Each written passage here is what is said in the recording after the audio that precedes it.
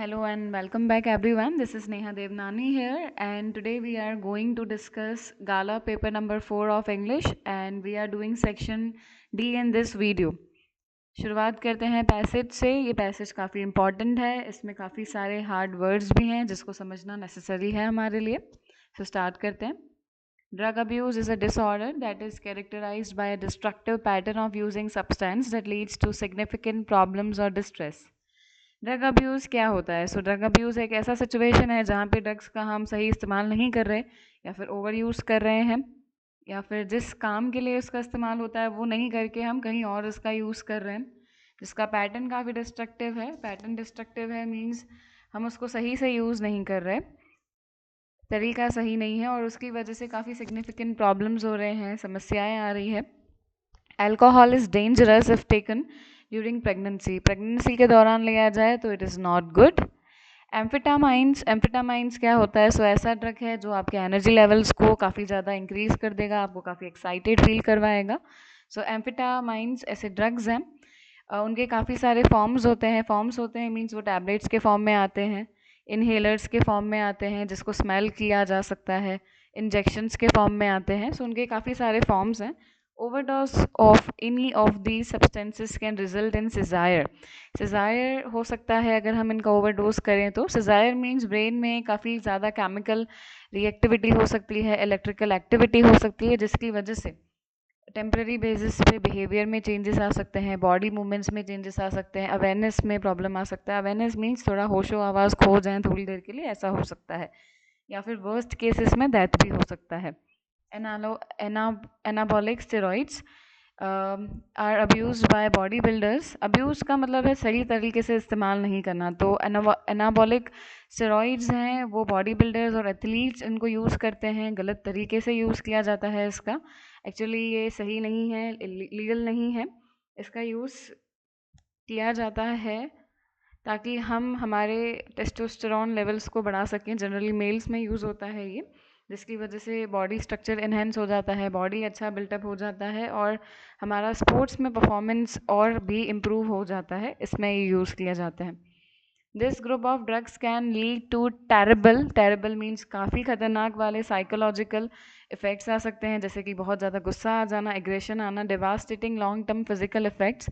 Devastating मतलब हमारी body को पूरी तरीके से तबाह कर दें, ऐसे फिजिकल यानी कि बॉडी में इफ़ेक्ट्स देखने को मिल सकते हैं, जैसे कि इनफर्टिलिटी हो सकती है, ऑर्गन फेलर हो सकता है। ये सारी चीज़ें काफ़ी ज़्यादा डेंजरस हैं। Caffeine is consumed by many coffee and tea and soda drinkers. When consumed in excess, caffeine भी काफ़ी सारे coffee, T, soda drinkers use करते हैं। जब हम उनको ज़्यादा अमाउंट में, एक्सेस अमाउंट में यूज़ कर लेते हैं, कंज्यूम कर लेते हैं, तो इससे हमारे को पल्पिटेशंस हो जाते हैं। पल्पिटेशंस मतलब बहुत ज़्यादा हार्ट बीट तेज़ हो जाना, काफ़ी हाई रेट से हार्ट का वर्क करना। इंसोम्निया हो सकता है, सोने में दिक्कत आ सकती है, नींद ना आए जल्दी। ट्रेमर्स का मतलब है थोड़ा सा शिवरिंग होना, शेकिंग होना, वैसे मूवमेंट्स हो सकते हैं, या फिर एंजाइटी बढ़ सकती है, पैनिक अटैक्स आ सकते हैं। कोकेन है, कोकेन नर्वस सिस्टम को स्टिमुलेट करता है। इसका क्वेश्चन भी आएगा कि कौन सी ऐसी चीज़ है, कौन सा ऐसा ड्रग है जो फिर हमारे नर्वस सिस्टम को स्टिमुलेट कर देता है, मीन्स ओवर एक्टिव कर देता है। It is smoked as well as injected. Injected means उसका इंजेक्शन लिया जाता है, उसको स्मोक भी किया जाता है कोकेन को। निकोटिंग एक और एडिक्टिव सब्सटेंस है जिसकी आदत लग जाती है, जो कि सिगरेट्स में यूज़ होता है।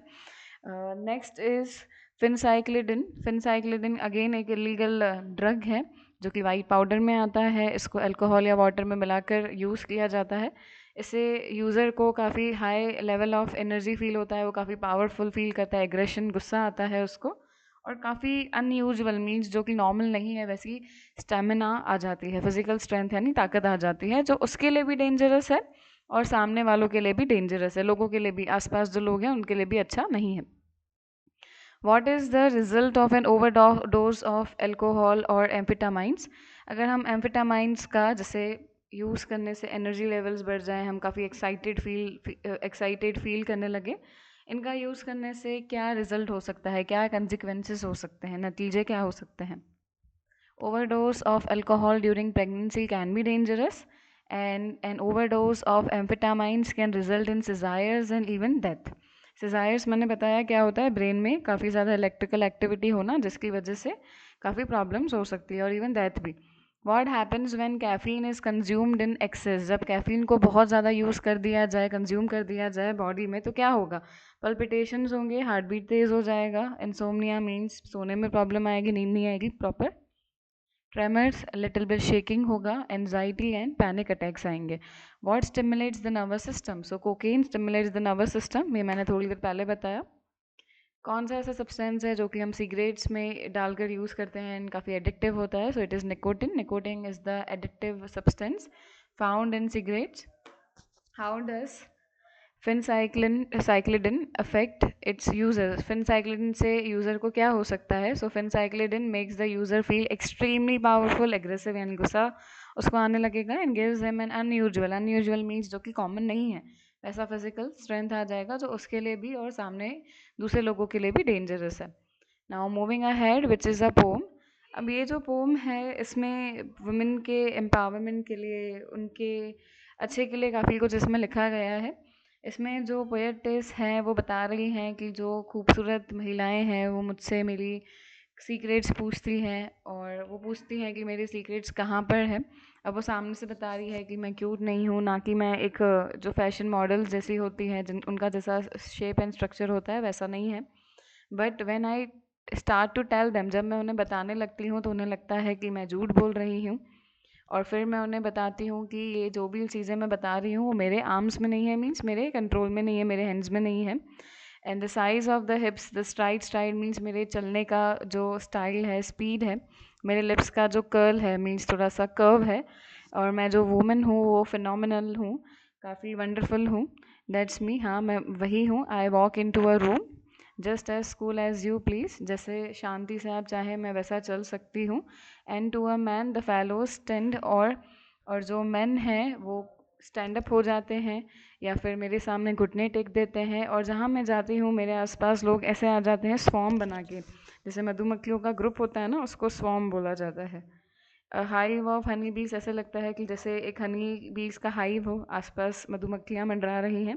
आई से it's the fire in my eyes, मैं वही कहती हूँ कि ये तो मेरा कॉन्फिडेंस है, मेरी पर्सनालिटी ऐसी है, मेरी आइज़ में फायर है, मेरे टीथ में फ्लैश है, मीन्स एक चमक है। The swing in my waste, यानी कमर में लचक है। And the joy in my feet, यानी मैं चलती हूँ तो काफ़ी खुशी से चलती हूँ। हाँ, मैं एक महिला हूँ जो काफ़ी ज़्यादा वंडरफुल है। सो ये पोएम का थोड़ा सेंट्रल थीम मैंने आपको क्विकली बता दिया। इसके क्वेश्चंस को देखते हैं। What do pretty women think of the poet's? जो खूबसूरत महिलाएं हैं वो पोएटिस के बारे में क्या सोचती हैं?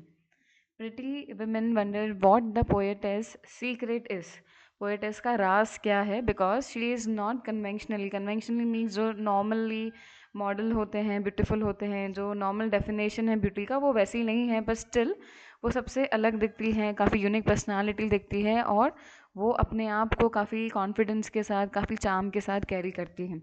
What does the poetess assert with pride? Assert means announce करना, बताना, सामने डिस्क्राइब करना।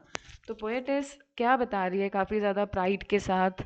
The poetess asserts with pride that her beauty lies in her unique features.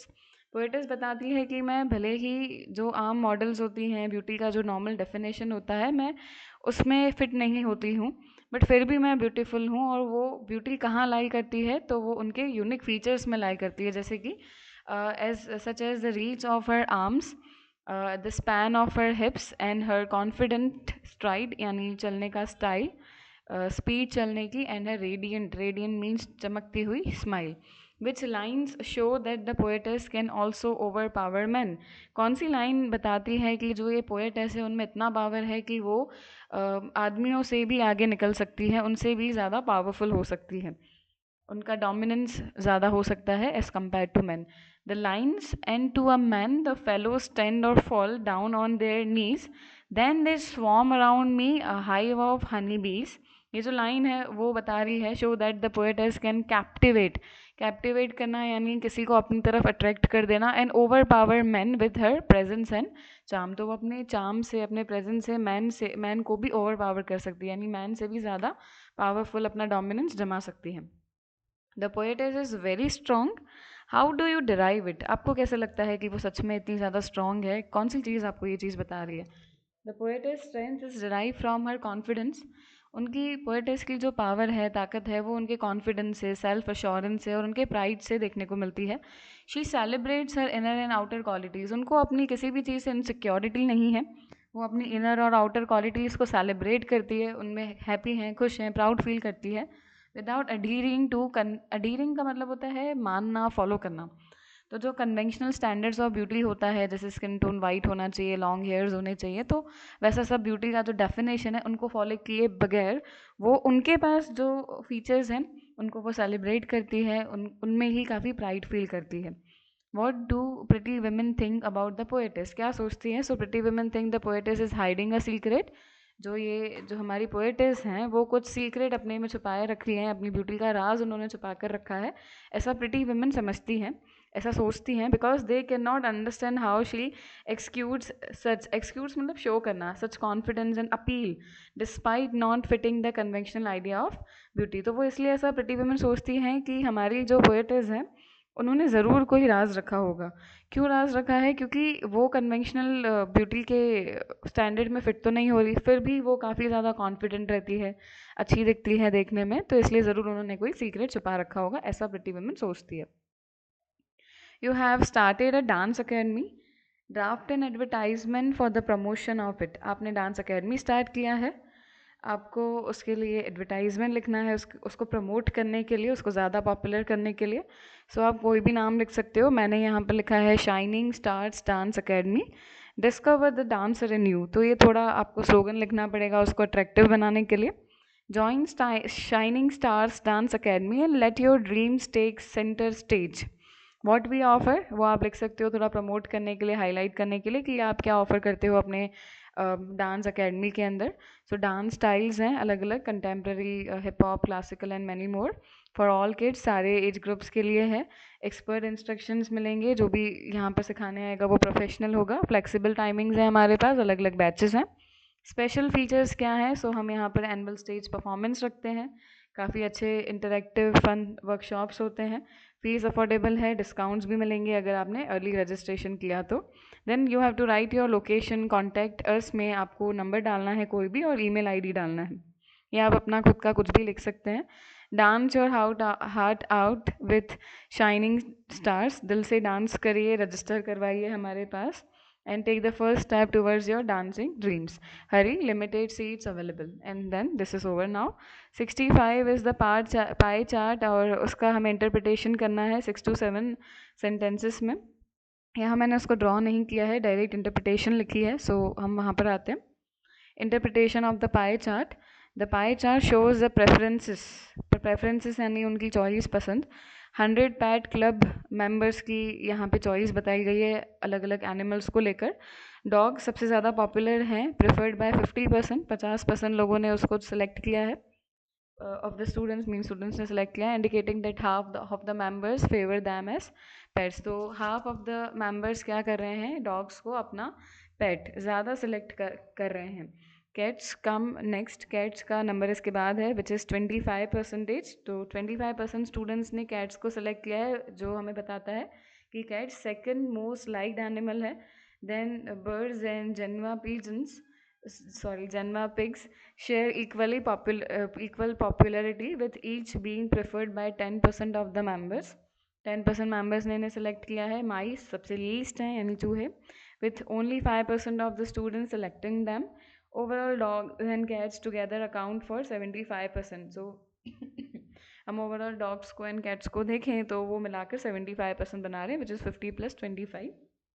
तो उससे हमें क्लियर इंक्लाइनेशन यानी थोड़ा झुकाव, बेंट देखने को मिल रहा है इन दो एनिमल्स की तरफ कि ज़्यादा ये फेवरेट्स हैं मेंबर्स के बीच में। एंड ये ख़त्म हो गया।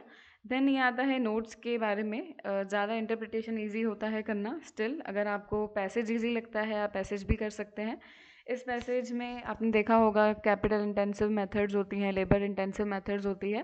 तो यहाँ पे जो स्कॉलर्स हैं जो काफ़ी डीप थिंकिंग करते हैं, तो वो कैपिटलिस्ट सिस्टम के थोड़ा सा अपोज जा रहे हैं, कैपिटल इंटेंसिव के अपोज जाके वो फेवर कर रहे हैं लेबर इंटेंसिव को, कि लोगों की जो ट्रेडिशनल आर्ट है, स्किल्स हैं, उनको हम छीन कर सब मशीन से करवा रहे हैं। वैसा सब यहाँ पे लिखा है। मैं डायरेक्टली जंप कर रही हूँ यहाँ पर इसके नोट्स पे।